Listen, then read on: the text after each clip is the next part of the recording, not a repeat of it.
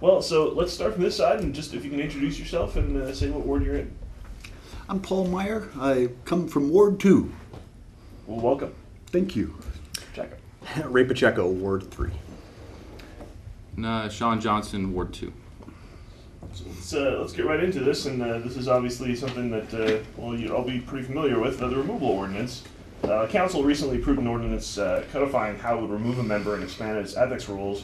Was this the right thing to do? Why or why not? And if not, what would you propose instead? That would be for me. Yes, please. Tough one. You start out with a tough one right off the bat. I've pretty much expressed my opinion in public. It's a hard time in our politics when such ordinances, I believe, are necessary. I think we are fully enabled by the Constitution in 1776 for legislators to remove other legislators. If a councilman or a county commissioner is not held accountable, if they stand in front of us and wag their finger, I do believe our ordinances need to have enough teeth to make that not a viable option. Understood. Mr. Pacheco. Well, unfortunately, it was obviously born under not great circumstances. And so I think with that being said, I believe politicians and public servants have to be held accountable. I just do not agree with this ordinance. And specifically what I'll say is, instead of being vague, is I just feel like it is too vague. I believe that it has the wording, and I brought it, but the wording in it, what does it mean to be moral? And I think when we start to look at that and the vagueness of something like that, what does that mean? And that could be interpreted in many ways. I said this at our city council forum last week. One of the things that came up is that when we look at it, can it be used against somebody? And I really feel like it could be. And so I understand the reasoning behind what they had to do. I really understand that, and I believe they have to have that accountability. But I just feel like the vagueness of it can certainly be used against somebody down the road. I know that it was mentioned that it could never be used, that nobody would ever do that, and we cannot foresee that future. We can never know what's in the minds of public servants or politicians that have personal vendettas against people. I think that's kind of where I stand on the issue, and so wasn't a big supporter of it. So what would you have had instead, or would you have written it to be more restricted in how it could be used, or what the definition was? Well, then I think then you get into a whole nother level where you get into saying how specific do you get, and then you start laying down every single thing. And I understand where they were trying to go with that, but I really just feel like the vagueness. And I don't know, Jeremy, I really don't. Without knowing and sitting down and talking with everybody and saying, how do we narrow this down and make this so we have much more of an understanding and exactness? It's a difficult situation. I'm in agreement with Mr. Pacheco for the most part. I don't think anybody is against holding public servants accountable. I don't think anybody would be against having rules or guidelines set forth to remove a public official that's committed an act that's just so egregious that it calls for that. But again, I think this ordinance was very vague. They don't specify what being moral is, what constitutes an embarrassment to the city, what is reproachable behavior. There is no definition on what that is. And so I feel like this was basically a knee-jerk reaction to the Hedquist matter. And I do think that this could be used as a weapon against a council member that may not toe the proverbial line. I would like, if I'm elected, I would like to revisit the whole thing and either suspend it or repeal it until it's been further reviewed by the council. I know they based it off the City Code of Ethics, which I read thoroughly, and I read the whole thing, and it's very short and vague. So maybe they need to look at rewriting the Code of Ethics and making that more specific and then basing an ordinance off of that. Or maybe even writing an ordinance that would allow for a special election. Because ultimately I think that decision of removing an official is up to the people and not up to 6 politicians. So maybe, something along those lines would be something that I would support, but then again I'd have to talk with the rest of the members of council on what their ideas would be on that. Mr. Pacheco, we'll start with you on this one. Okay. What should be the future for the Casper Whitewater Park? Is it safe enough? Why or why not? And if not, what would you propose to do about it as a city council? Well, I mean, I've said that before, and in interviews before, I think we keep it as is. I think it would be disastrous to tear it down or do any of those types of things, because I think it's a great part of our community, this outdoor recreational park that we have that we can use for wonderful, for our residents and people. The problem with it is that it is dangerous. And when we look at doing that, how do we continue to make that a safe place for people? How do we do that? And I've mentioned it before about education. I know a lot of people would say that education isn't the only way, it can't be just the only way in which it can't be, but that education, getting the word out to say, okay, look, we have to wear life jackets, we have to do these types of things if you're using it. You know, I was asked whether I would go as far as giving a city ordinance to say required. I would want to look into that. I wouldn't say that that's exactly what we would do, but I would want to look into saying how do we then, as a city council, enact an ordinance to require people to wear life jackets, and if that's feasible, do a feasibility study on that. I believe that when you look at it, and you had asked if it's safe enough, well, it's nature, and so nothing in nature is 100% safe. And so it's a question of knowledge, it's a question of safety, it's a question of talking to people, it's a question of also making sure that life jackets are being used. I think there's also, with the fire department, they do use those, but I know people don't return them, and so there's a lack of being able to go there. I know on a personal level, I've gone there to look for life jackets, they don't have them sometimes. So that's another question of how do we take care of that. So it's really a service, getting out there and talking to people at community service announcements and making it as safe place as possible. I think we should keep it. Everybody knows the dangers of nature, as Mr. Pacheco said. Any body of water you go into, you know there's a risk, especially in a whitewater park. So to me, it all comes back to personal responsibility. We also know the steps that we can take to ensure our safety in the bodies of water, i.e. life vests. The incident that happened over the summer is obviously very tragic, and I understand the pain that the parents are going through and why they're upset, but at the same time, where was the supervision? Why is there an 8-year-old child playing on the bank of a whitewater park? So again, to me, it comes back to personal responsibility. As far as making it safer, you can only do so much on educating people. You can only beat that into their heads so much to wear life vests, to respect nature, to do what you need to do to protect yourself in those situations. So I was asked about maybe putting throw rings along the banks of the river. That would be something that I would support. I was met with a little bit of criticism on, well, what if they're stolen, or what if they're vandalized, but to me, you take measures to protect them. I would support putting them in a box behind a glass case, similar to like a fire extinguisher. But to me, even if that throw ring were to save one life in the river, then I think it's well worth having them out there. So that's my stance on that. I was the one that sat there and listened to the father the evening that he showed up to city council, and that was a tough night. I did have a nice conversation with the young man, regarding his experiences there. I think the numbers bespeak 13 people have drowned in the river in a study that the people that are looking at what we can accomplish over there. 0 have drowned 5 of them have drowned in the Whitewater Park out of the 13 in the last 20 years. Nobody's drowned in the Platte in the last 20 years with a life jacket on, so it speaks for itself. I don't know if the city has the authority to even regulate the Whitewater Park. We really have no possession interest in the Whitewater Park at all. It belongs to the state, the federal government, and Amoco. So if we were to pass rules regarding the Whitewater Park, it could very easily go clear up to Gray Reef, cover the whole section of river, and I really struggle with people having to wear life jackets to float the river and all the recreational amenities we do, as my worthy candidates people have noted themselves. I think I struggle with regulation in there. It is a common sense issue, and I think we are on the right track. There's been several meetings pertaining to the Whitewater Park.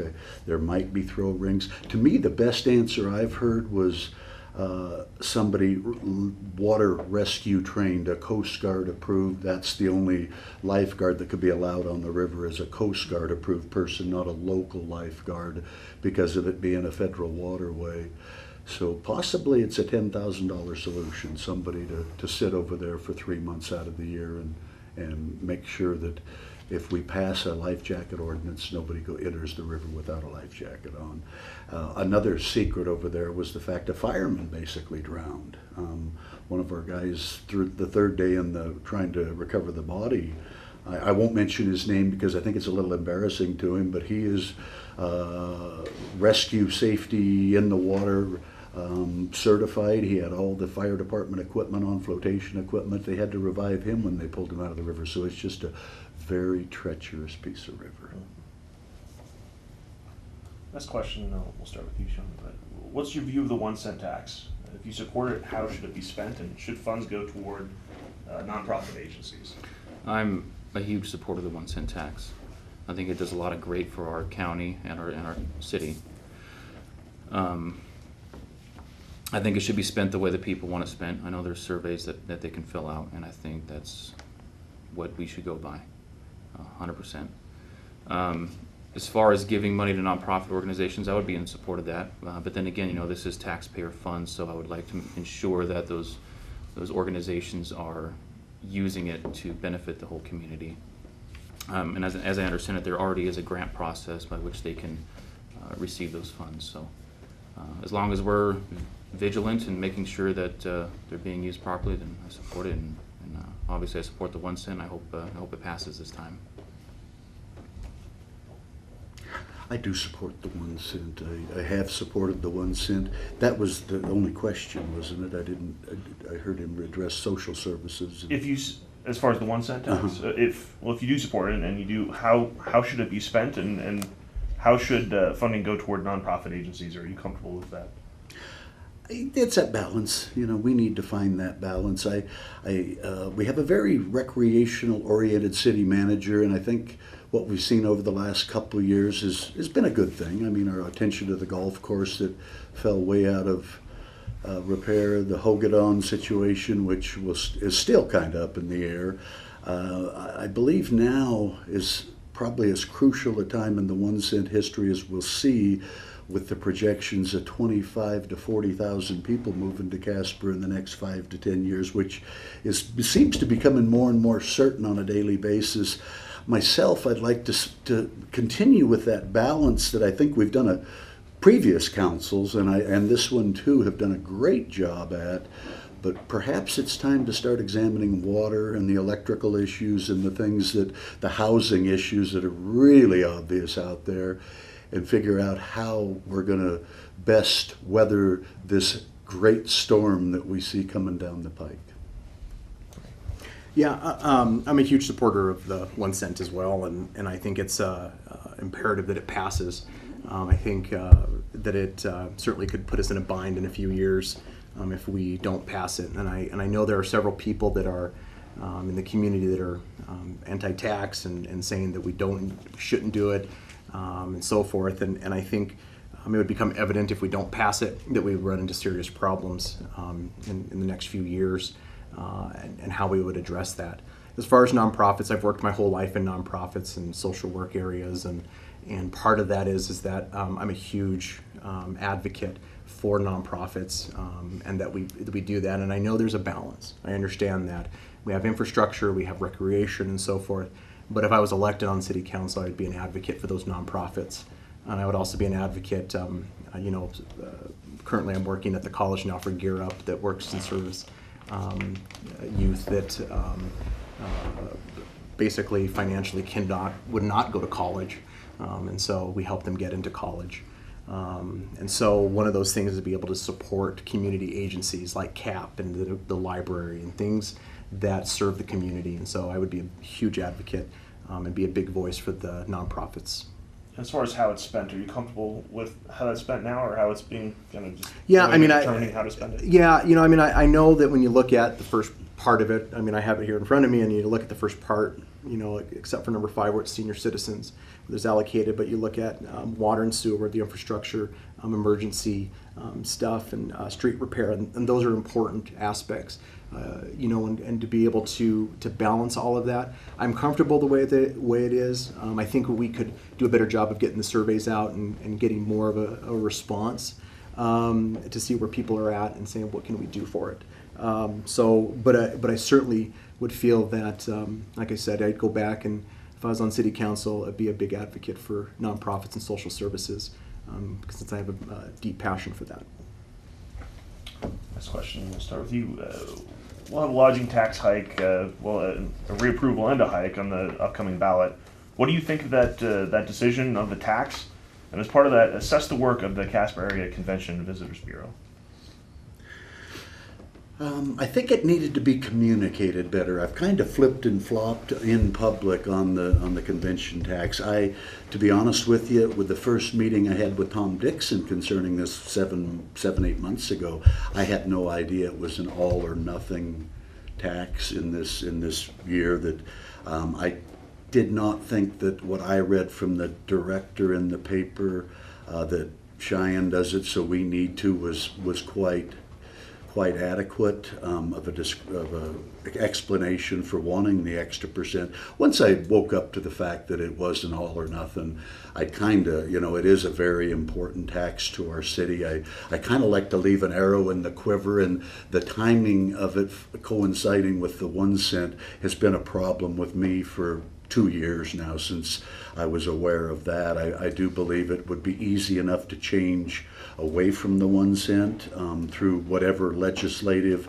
or county process we have to go through. That's just, in this anti-tax era, asking for 2 taxes in 1 election is just not the best common sense. I still would support the Casper Convention and Visitors Bureau. I think they do a great job. I think that this money, if it was to pass, that the chamber could use some help, our downtown development could use some help. The Convention and Visitors Bureau has closed their visitor office, so I believe that load has fallen onto the chamber. So in the event of its passing, I think it would be a good thing to distribute that, to have the 3 directors sit down and distribute that on a as needed basis with City Council approval. There is adequate savings, is what I've heard behind the scenes for the Convention and Visitors Bureau to maintain until the next election, which take a year without a special election. And so that was good news to me, because to be honest with you, at this point I'm not absolutely sure that both taxes would pass, and if I had my druthers it would be the 1%. But I am fully in support of the Convention and Visitors Bureau. I think that they can do some nice things, but I think it did need to be communicated in a more effective fashion, particularly to City Council, because I wasn't the only one that was kind of caught off guard by it. So. Right. I think ultimately they do a good job getting out there and working with the community, trying to build business. I think that's always important, and it's essential in the community. I do have, and I came out and talked about it a little bit when Tom did talk to us about our stance on it. Granted, the tax doesn't directly affect us. We're not paying that. It's the people that are visiting and coming in and staying in hotels and so forth.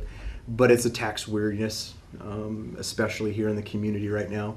And so my fear is we need the 1 cent. I think that's very important. And so I don't think both are going to pass. What that'll look like, I don't know. Like Paul said, I would rather see the 1 cent pass, obviously. But when we look at the lodging tax, I just feel like people are going to look at that and have this anti-tax mentality and say we're not going to vote for either, or we're not going to vote for one. And I think my thought will be is that one will not pass, and then hopefully, and my hope is that it's going to be the 1 cent that will pass. And so I know that it would help our, obviously, the economy and be able to do that. But I just feel like there's that anti-tax mentality, and people are going to come against that tax exhaustion, I really feel like. Sure. I'm against the lodging tax, and there's several reasons. I actually have some figures and facts here about the CVB. One of the main reasons I'm against it is I do think it's poor timing with the 1 cent being up for renewal. Again, tax wariness. I think people see tax and tax on the ballot and just decide, you know what, I don't want either one of them. Or they might even get the two confused. Also, I don't think that the CVB gave an adequate reason or budget on what the extra cent will be used for. I do know that for this last fiscal year, their budget was about $1.5 million, but 40% of that is allocated towards salaries. So $600,000 of that is allocated towards salaries and benefits for 8 people. I know the Mr. McCrate, when he talked to the council, had stated that if this doesn't pass, and people might lose jobs, but he also didn't tell them that there's $500,000 in their reserve that I think would be adequate to hold them over until the next election cycle. I also know that they're supposed to be giving some of that money to the Chamber of Commerce to help fund the Visitor Center. And talking with current and past presidents of the Chamber, it almost takes an act of God to get anything out of them. They require a very stringent budget and how the funds are going to be used, but yet they don't provide the same when they're asking for a tax increase. So the other thing too is they voted themselves in a 7% pay increase. And so to me, it's kind of curious that they're asking for an extra penny after they just gave themselves a gigantic pay increase. Now they're using taxpayer funds for their salaries, but yet you see other taxpayer-funded agencies and organizations that are lucky to get a 2% pay increase for cost of living. And these guys gave themselves a 7% pay increase. So I'm against it until I see concrete proof on why we need it. But until then, I'm going to continue to advocate against it and tell people to vote it down. Let's talk infrastructure. It's come up a little bit so far. Ray, let's start with you. Talk about the state of Casper's infrastructure, roads, sidewalks, water, sewer. Are you content with their quality? And if not, what would you propose to do about it? Well, I mean, there's a lot of construction going on. I mean, it would seem to me every time we turned around this summer and continuing on now, we still have a little bit of good weather, there is a lot of construction going on. And obviously, roads need to be fixed. It's probably one of the bigger complaints was about the roads in Casper, and I'm sure that's out there a lot. So, it's important that we maintain it, because I think if you get caught behind, what ends up happening then is you look at having to pay even more down the road. And so I think it's a very simple as saying, okay, maintaining them and keeping them up. And I think the city's done a pretty good job of that for the most part. And I think that I would maintain that, keeping that. And part of that goes back to that we use 1 cent funds to do that. And I think if we lose 1 cent funds, you're going to look at some issues that are going to come up with the roads and infrastructure that happens. So looking at those things, I would say that we do a fairly decent job. What I would do differently, I'm not sure. I would say that certainly, or I was going to say, talking about how the current infrastructure is. I think the current infrastructure's, as you grow, you're looking at having to do more infrastructure and having to take care of things. And as Paul had mentioned, you're looking at the growth of Casper, and you can tell by the line of cars and things going on, and it's just continuing to grow, which puts pressure and exertion on the infrastructure itself. So maintaining, keeping up on it is going to be vital for us in the city.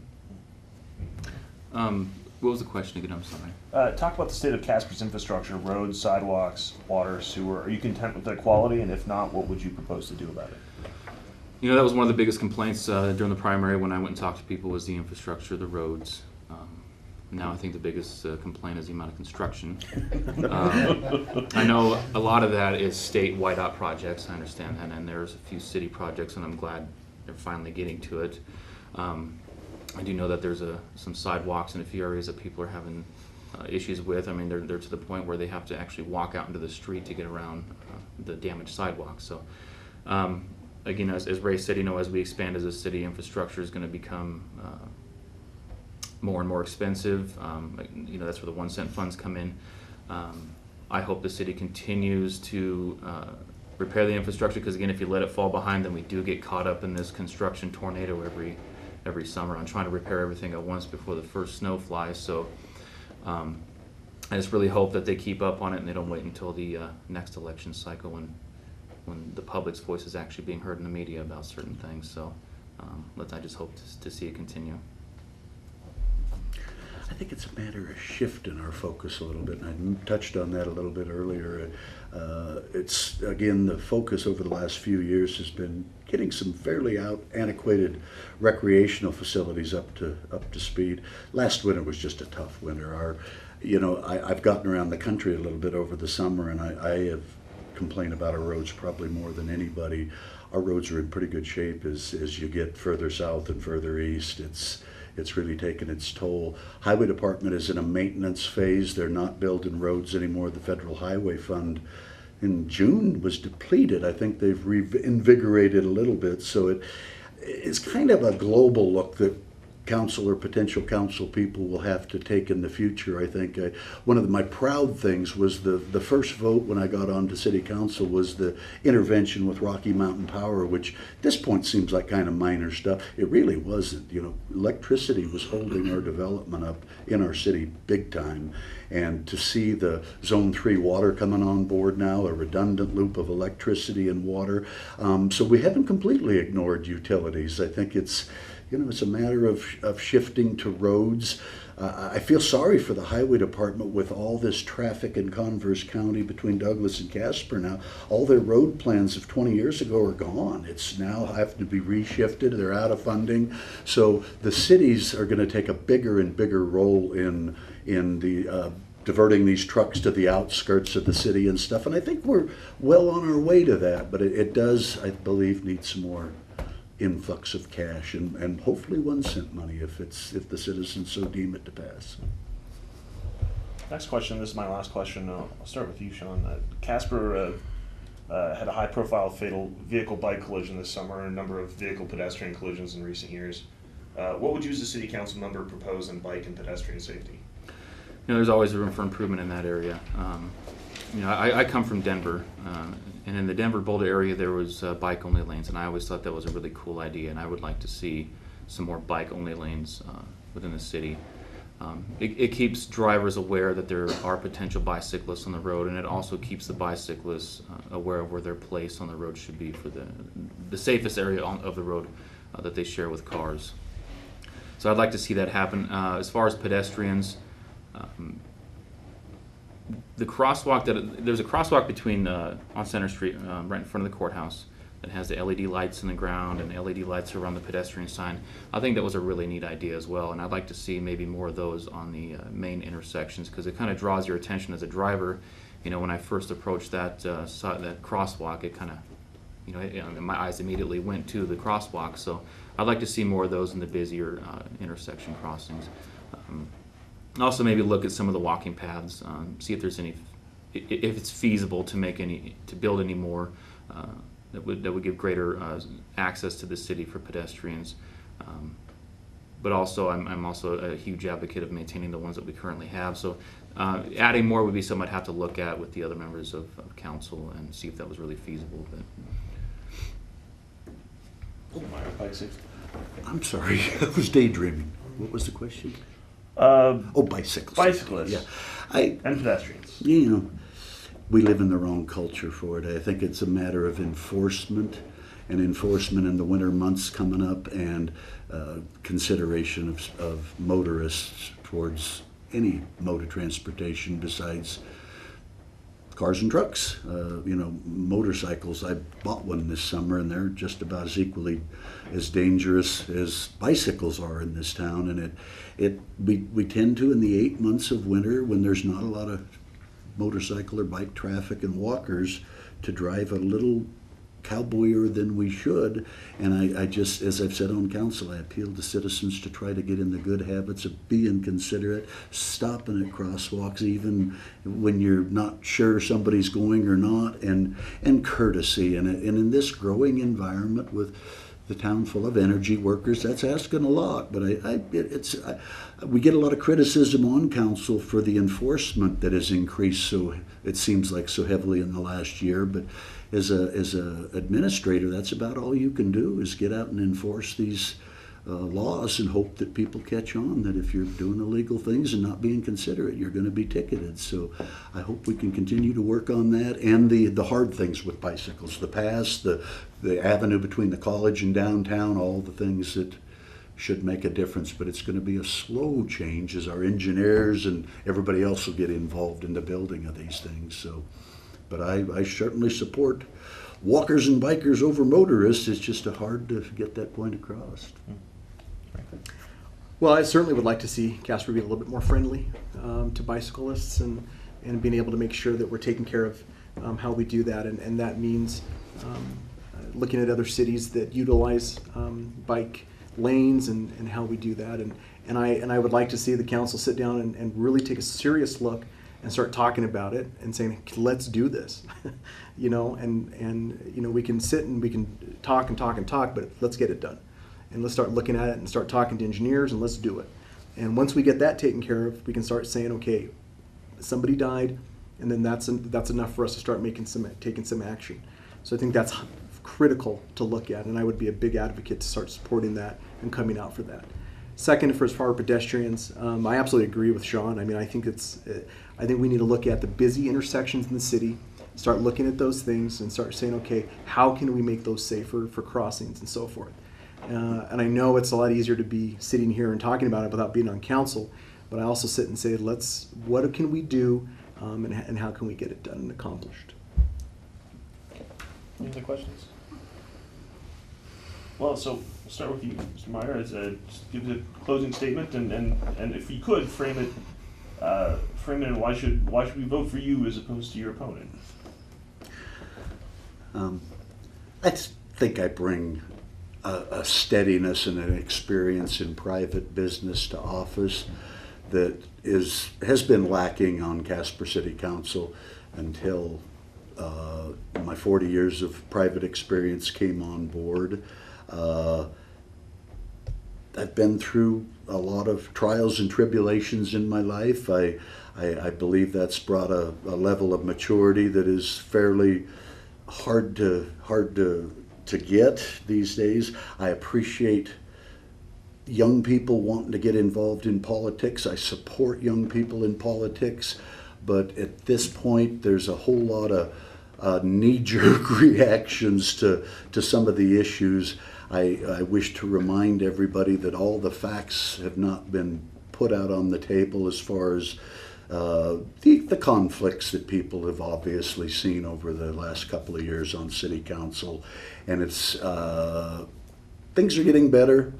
It takes some rare individuals to have the strength to get through what we have been through, and I believe the payoff is in the future for the incumbent council people and the city. Right. Well, you know, I think I've stated this before, and I know I did this in the primary, and I really feel like an opportunity for me to give back to my community. And that's been something that I've always had a desire to do in many capacities, whether that be in nonprofit work, whether that be in volunteering, whatever it may be. And now coming to my community to give back through public service. And that's a huge thing for me as a person. Having children here, deciding to be here in Casper to live and to be a part of this community. So that's a big part of it. I feel like the city council needs a voice. We need to get things done. We need to start talking about what can we do to make Casper viable in the next 10 to 20 years as it continues to grow. We need to also continue to look at how we support businesses. We need to look at how we support nonprofits that help citizens, especially those that need it, those that are in need of help. So we need to continue to look at that. I would hope people would vote for me because I'm going to bring a clear, can-do attitude to get things done on city council. That somebody's going to have character, integrity, and honesty, and come through and say, you know what, I represent you, and I want things to get done for you. And that's really kind of what I want to do, a fresh perspective, And I think it's okay to look and say, to have some change and to have things different. And to say, how do we do that? And how do we get from point A to point B? It's time for some change, and it's time for some different perspective. And I hope that people will look at that and cast their vote for me. That's right. Shawn. I've been beating this dead horse for a while. There is a lack of leadership on the council, and I see with the leadership void, then you see that branch out into other areas of city government. I have a combined 21 years of experience as a public servant. I have 14 years in counting in the Army, and I have 7 years in counting in law enforcement. I understand, being in those public service facets, that your employer is the people, and I do think that this council has been out of touch with the people. If I'm elected, I will continue to stay in touch with the people because they are my employers, and it is the duty of the employee to report to their employers. I would bring a fresh perspective to the council. Always having that experience on the council doesn't necessarily make you the better candidate. I think the council is due for a change. It is in dire need of leadership, and I think I can bring that. So I really hope that people look at both candidates in my race and really do their research, and I'd be honored to have their vote on November 4th. Thank you so much. Thanks to all three of you for coming to sit down with us again. I appreciate it.